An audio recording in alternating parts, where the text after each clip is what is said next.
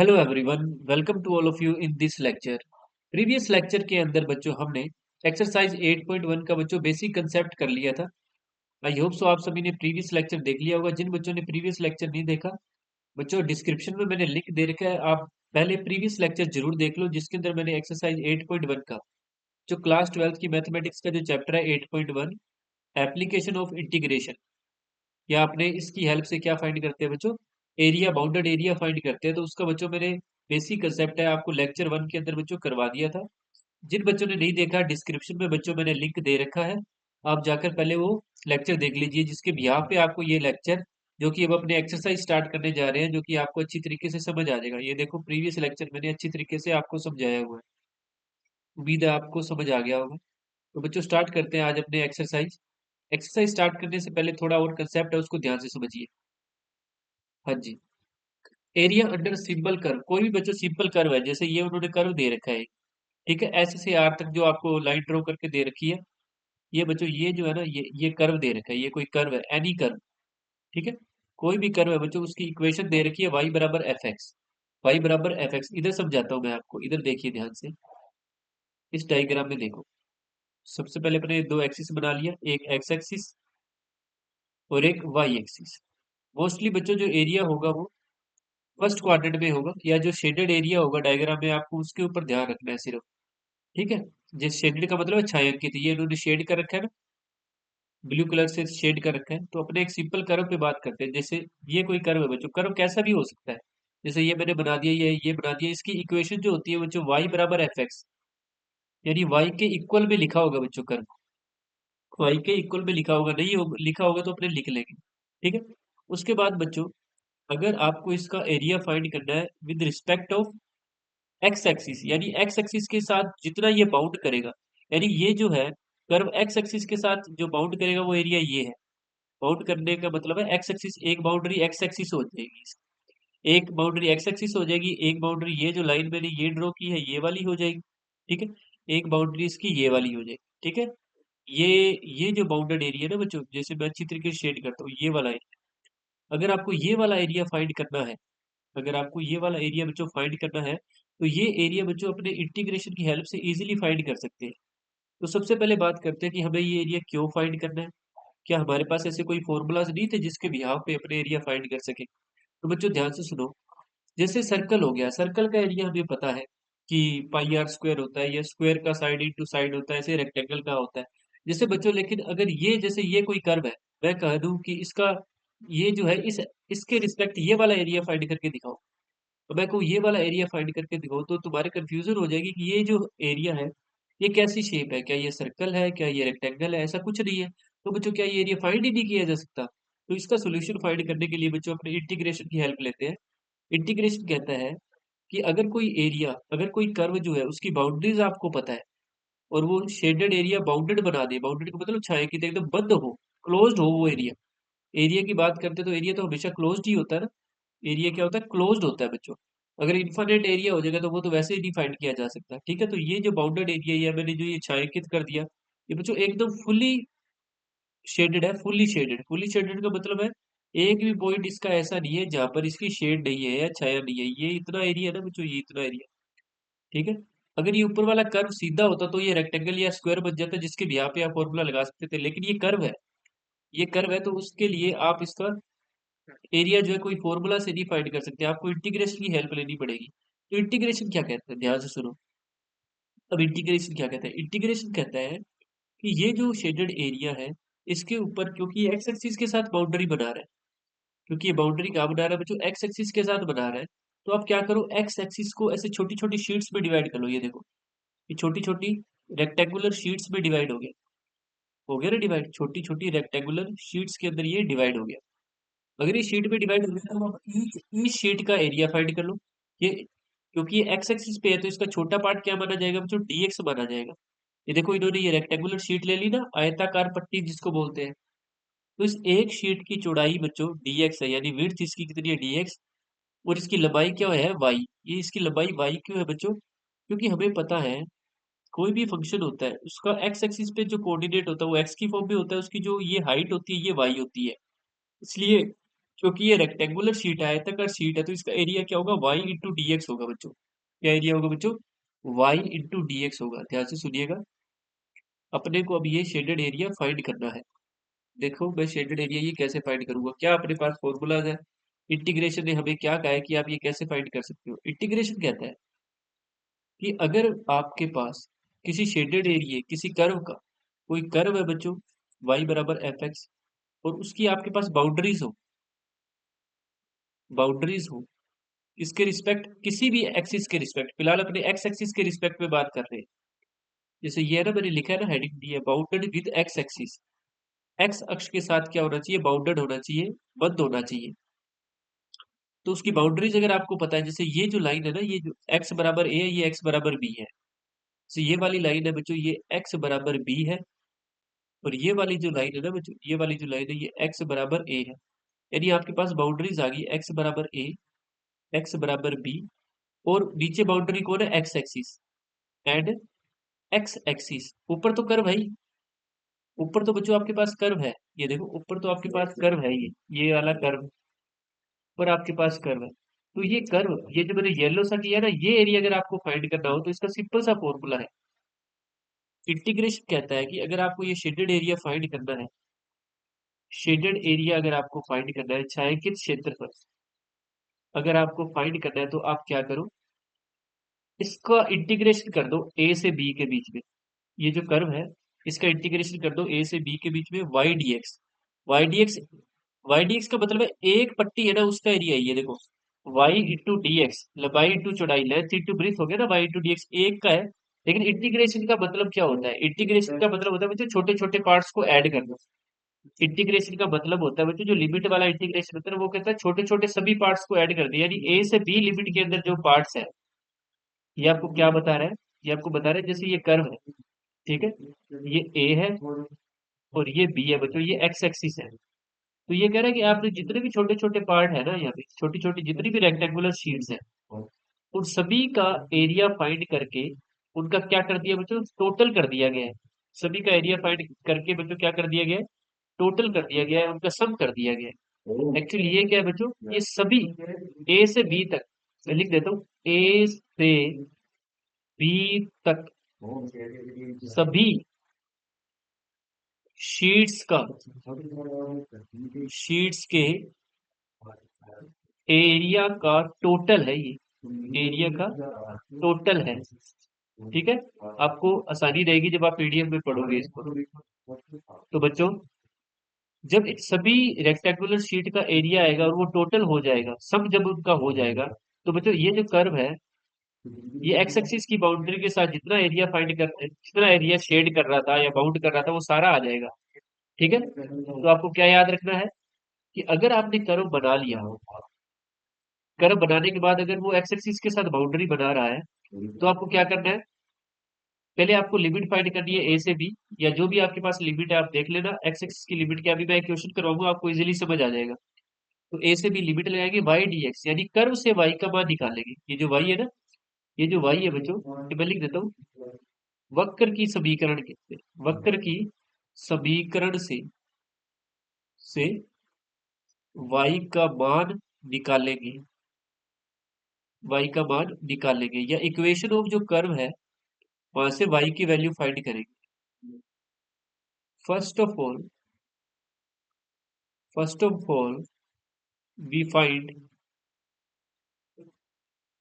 Value of y, value of y from equation of curve.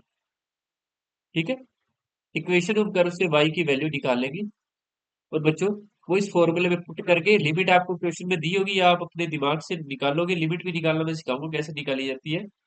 फिर आप उसका integration कर दोगे, जो कि आपने 7 चैप्टर में सीखा ही हुआ है, फिर उसका इजीली बच्चों आप सॉल्यूशन फाइंड कर लोगे या शेडेड रीजन फाइंड कर लोगे। तो इतनी सी बात है। और अगर बच्चों area bounded by y axis हो बच्चों, अगर area bounded by y axis हो, जैसे ये कर्व के अंदर दिखा रहा है, तो अगर इसका एरिया अगर आपको फाइंड करना है, तो आपको इंटीग्रेशन करना है बच्चों। जैसे लिमिट इसने दी है सी से डी, लिमिट क्या है बच्चों, ये सी से डी है, ये देखो ये सी है। लिमिट वाई बराबर सी होगा, क्योंकि वाई एक्सिस के साथ बाउंड्री बना रहा है ना, ये देखो वाई एक्सिस के साथ बाउंडेड है, सी से डी। ठीक है, आई बात समझ? जब वाई एक्सिस के साथ बाउंडेड होगा बच्चों, अभी मैं क्वेश्चन कराऊंगा, आपको चिंता नहीं करनी बिल्कुल भी। एक क्वेश्चन करूंगा, सारा समझ आ जाएगा। तो इसका एरिया हो जाएगा बच्चों, सी से डी आप लिमिट लिखोगे, और क्योंकि अब ये लेंथ जो एक्स होगी, तो एक्स डी वाई। अब आप कर्व से किसकी वैल्यू निकालोगे? एक्स की। कर्व से या वक्र से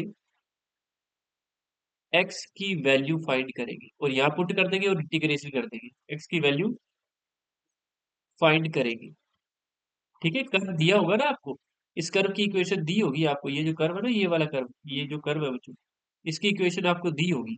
वहां से आप आई की वैल्यू फाइंड करोगे, और लिमिट निकालने के लिए भी ये जो बाउंड्रीज है ना, ये जो बाउंड्रीज है वाई बराबर डी, वाई बराबर सी, ये भी फाइंड करने के लिए आपको दिया हो।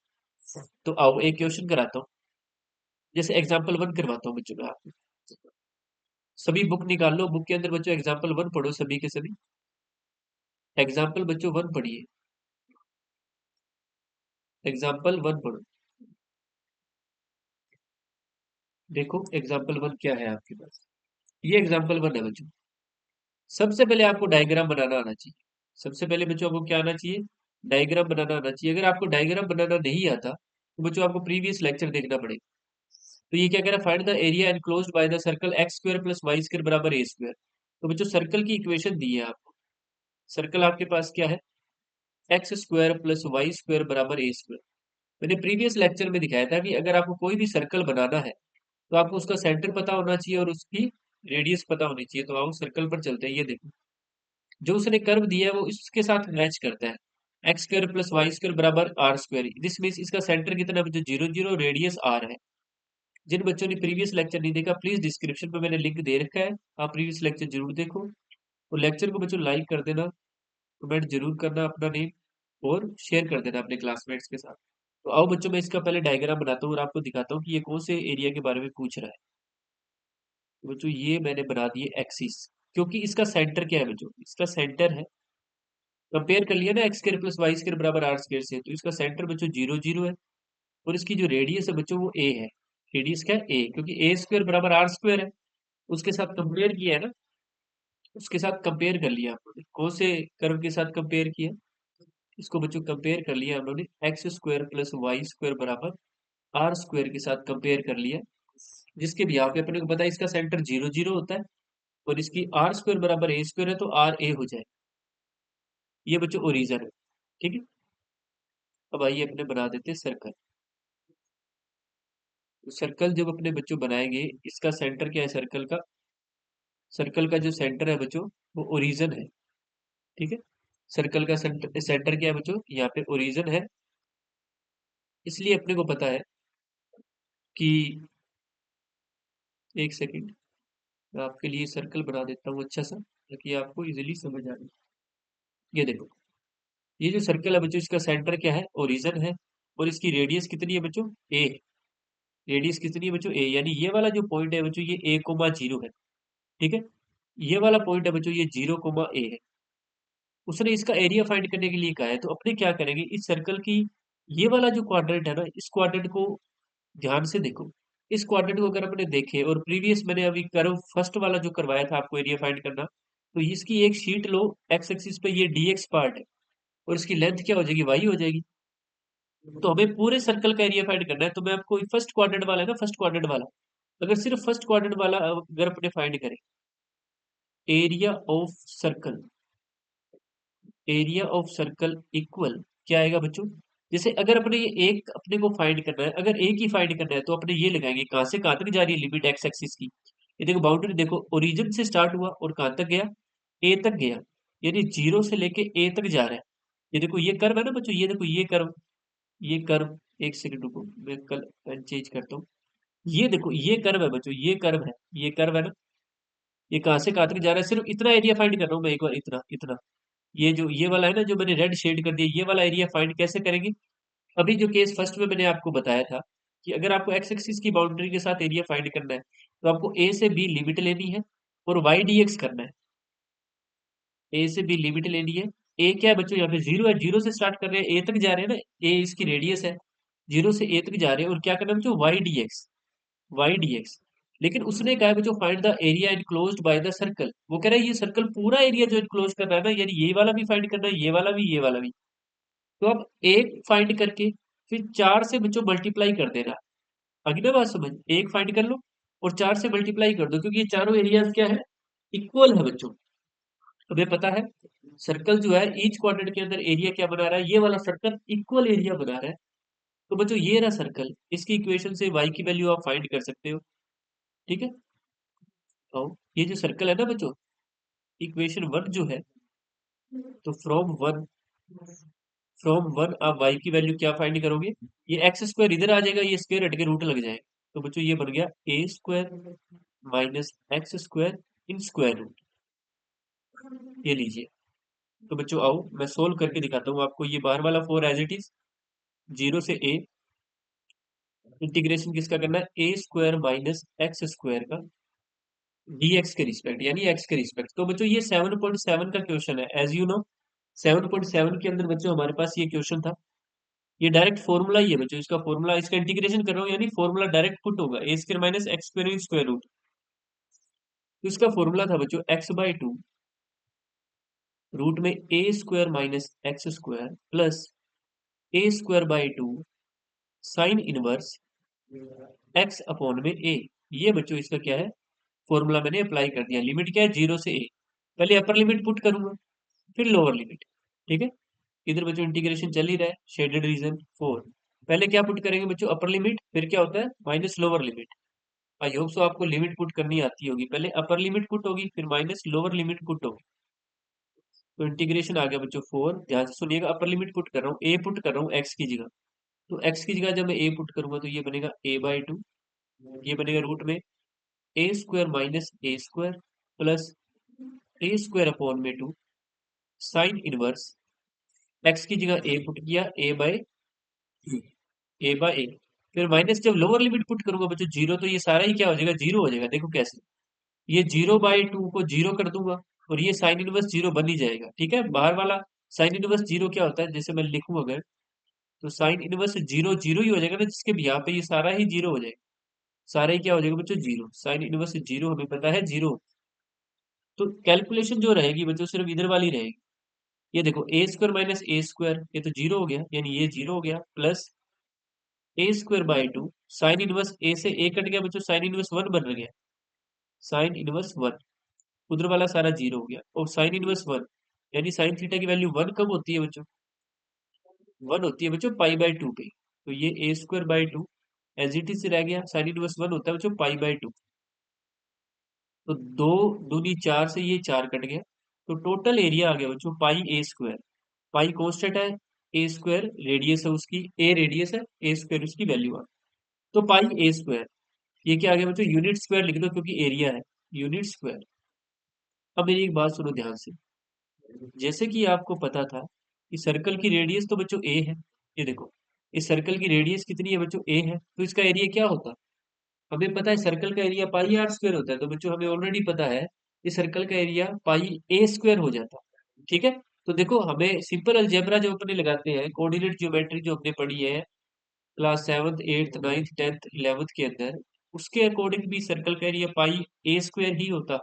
और इंटीग्रेशन की हेल्प लेके भी बच्चों हमने निकाला, तो पाई ए स्क्वायर ही है। तो आई होप सो आप सभी को समझ आया होगा कि कैसे बाउंड्री लेते हैं, कैसे लिमिट ली है मैंने। ठीक है, लिमिट पहले डायग्राम बनाना आना चाहिए, मोस्ट इंपोर्टेंट थिंग भी है कि आपको डायग्राम बनाना आना चाहिए। अगर डायग्राम बनाना नहीं आएगा अकॉर्डिंग टू गिवन कर, तो आपके लिए थोड़ी मुश्किलें हो जाएगी। इसलिए आपको प्रीवियस लेक्चर अच्छी तरीके से देख लेना चाहिए। एक बार देख लोगे तो पूरी जिंदगी के लिए मुसीबत खत्म हो जाएगी। ठीक है, पूरी जिंदगी यानी कि 12th क्लास ही फिलहाल अपनी तो जिंदगी। ठीक है, move to the next question. अब बच्चों नेक्स्ट क्वेश्चन पे बात करते हैं। अब अपने बात करते हैं बच्चों, एक एलिप्स वाला क्वेश्चन मैं आपको बताता हूँ, जो इसका एग्जाम्पल नंबर 2 है। इसका एग्जाम्पल नंबर बच्चों 2 है, आइए उस पर बात करते हैं। उसका मैं आपको पूरा सोल्व नहीं करवाऊंगा, मैं आपको थोड़ा सा हिंट बताता हूँ कि कैसे सोल्व होगा। आप जब पढ़ोगे एग्जाम्पल्स को तो आप सोल्व कर लोगे, क्योंकि मैं मेनली तो बच्चों मैं आपको क्या करवा दूंगा, एक्सरसाइज की क्वेश्चन कराऊंगा। एक बार ये समझा देता हूँ मैं आपको। देखिए पहले बात करते हैं एलिप्स पे। ठीक है, ये जो क्वेश्चन वालों ने दिया है एलिप्स, उस पर बात कर लेते हैं। एक सेकंड रुकिएगा, डायग्राम बना दूं मैं। इसका बच्चों ये अपने पास एलिप्स आ गया। ठीक है,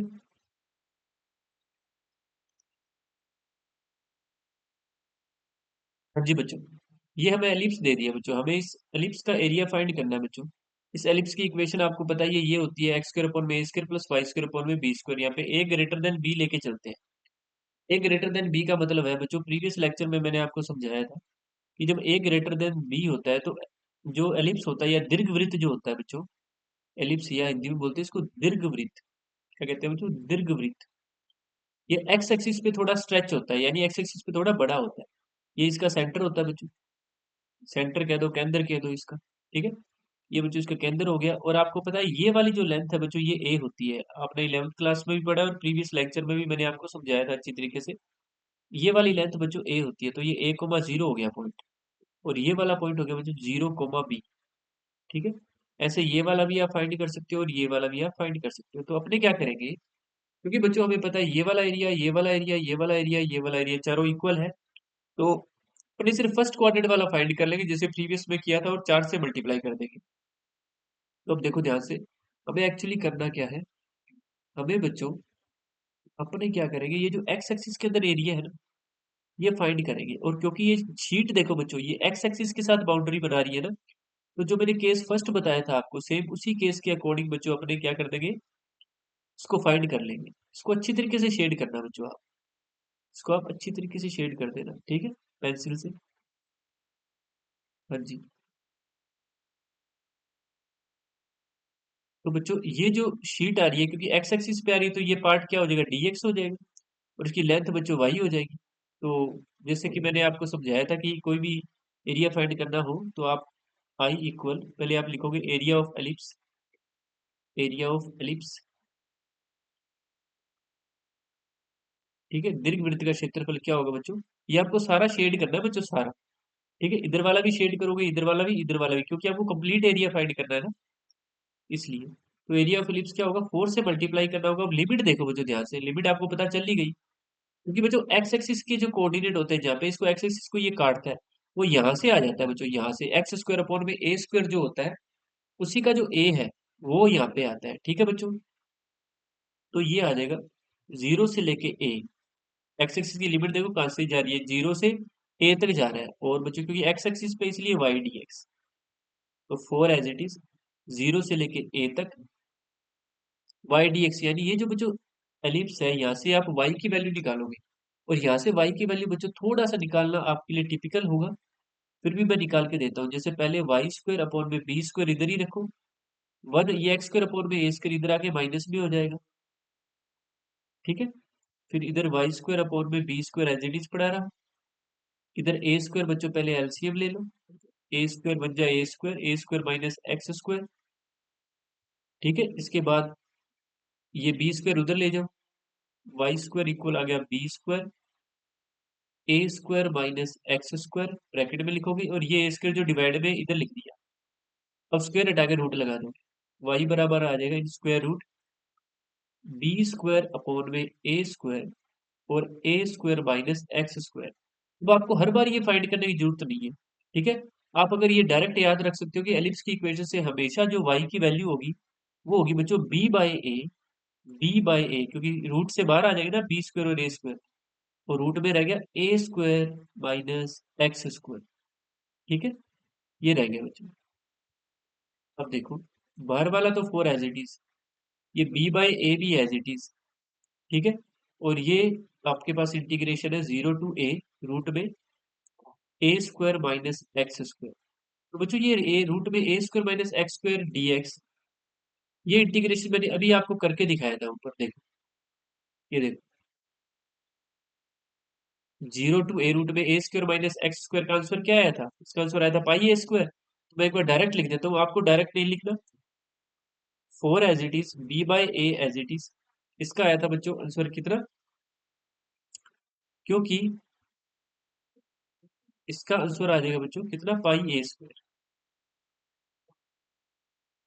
पाई ए स्क्वायर। आओ बच्चों मैं आपको पुट करके दिखाता हूँ। पहले इसका फॉर्मूला क्या होता है, a square minus x square का होता है एक्स बाई टू रूट में a square minus x square plus a square upon में 2 साइन इनवर्स एक्स अपॉन में ए। लिमिट है 0 टू ए। आइए सोल्व कर देते हैं।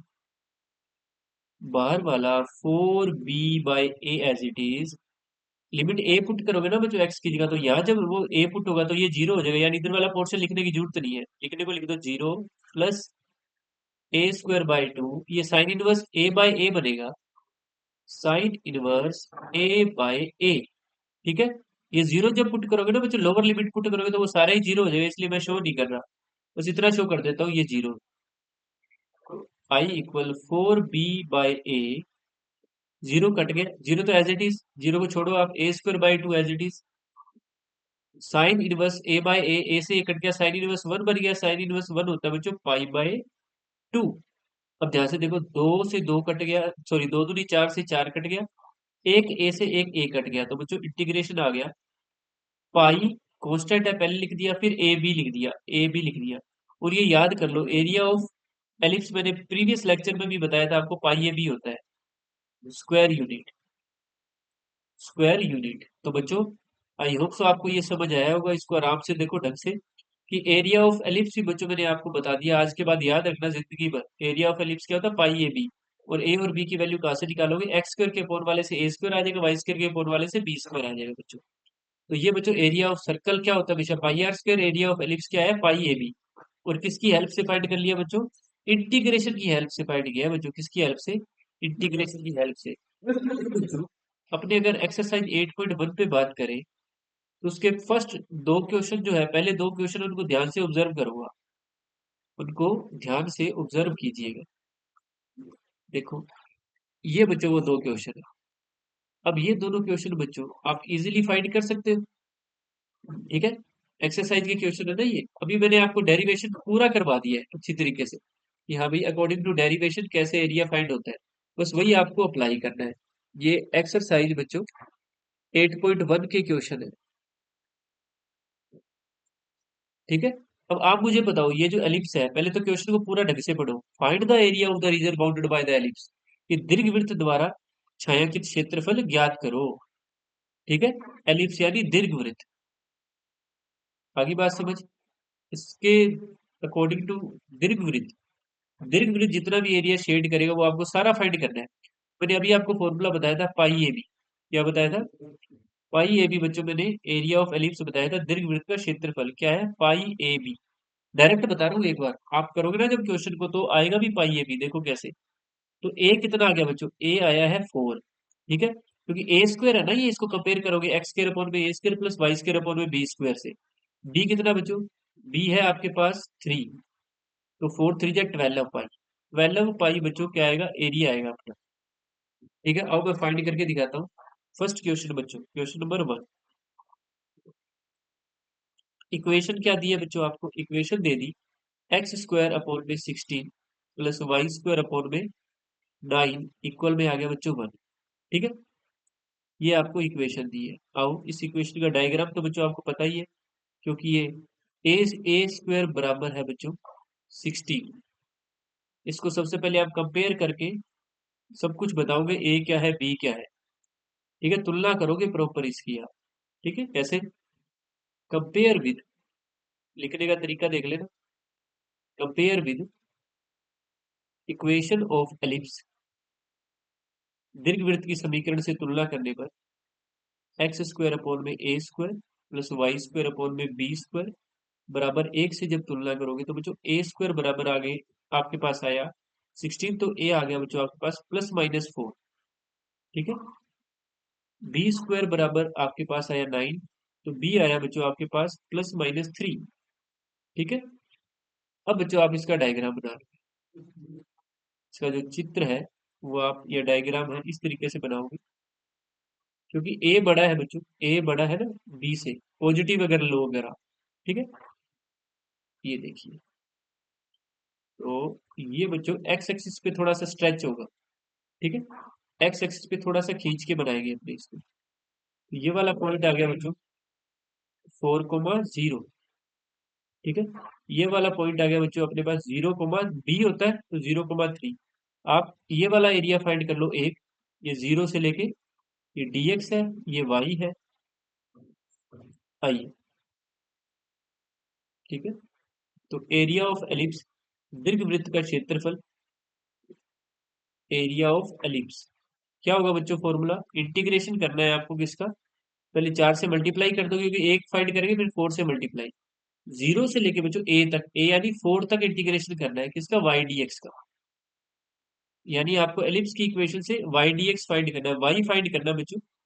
y क्या है?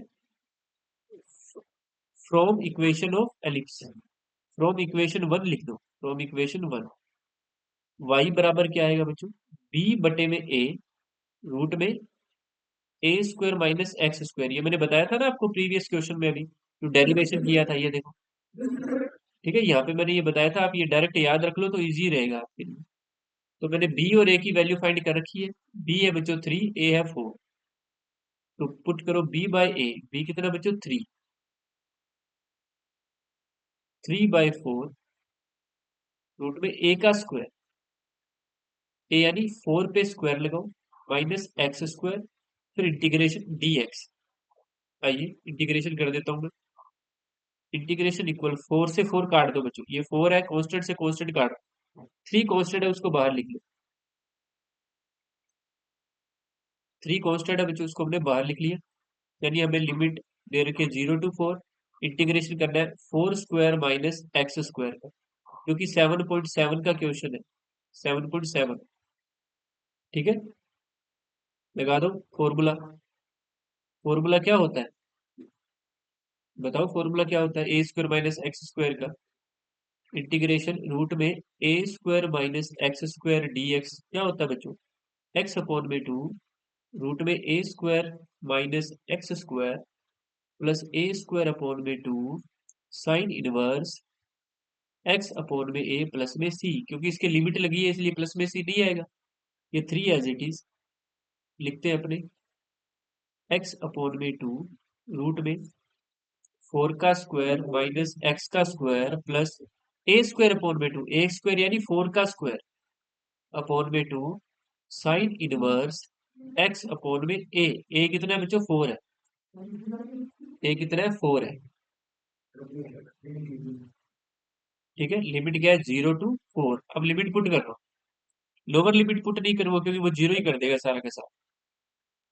तो एक्स की जगह जब मैं 4 पुट करूंगा बच्चों, तो यहाँ 4 पुट किया ना मैंने, तो ये 4 का स्क्वायर माइनस 4 का स्क्वायर 0 हो जाएगा, प्लस ये 4 का स्क्वायर बाय 2 यानी 16 बटे में 2 साइन इनवर्स, ये 4/4 बन जाएगा। 4 से 4 कट गया। कैलकुलेशन इंटीग्रेशन इक्वल 3, ये 2 से 16 कट गया 8 पे, तो ये आ जाएगा इंटू में 8 साइन इनवर्स 1, ये 1 बचा ना यहाँ पे, साइन इनवर्स 1 होता है पाई/2। पाई/2, 2 से 8 कट गया बच्चों 4 पे, तो ये कितना आ गया? 4 3 12 पाई आ, कितना है? 12 पाई यूनिट स्क्वायर। 12 पाई यूनिट स्क्वायर इसका एरिया आया बच्चों। ठीक है, आई होप सो आप सभी को बात समझ आई होगी। तो देखो पहले भी मैंने आपको बता दिया था, क्वेश्चन में पहले ही बता दिया था 12 पाई एरिया है। तो आई होप सो आप सभी को ये बात अच्छी तरीके से समझ आ गई होगी कैसे एरिया फाइंड करते हैं। तो बच्चों अब ये जो इसका सेकंड क्वेश्चन है, ये आप अपने आप कर लेना। ठीक है, और बाकी क्वेश्चंस को भी आप ट्राई कीजिएगा। ठीक है, अदरवाइज मैं आपको नेक्स्ट लेक्चर में करवा दूंगा। किसी बच्चे कोई भी डाउट हो तो कमेंट बॉक्स में वो बता सकता है। कोई भी क्वेश्चन डाउट हो, कोई भी एग्जांपल डाउट हो तो जरूर बताइएगा। बच्चों लेक्चर को आप शेयर जरूर कर देना अपने क्लासमेट के साथ, और लाइक जरूर कर देना। मिलते हैं बच्चों नेक्स्ट लेक्चर के अंदर। Thank you.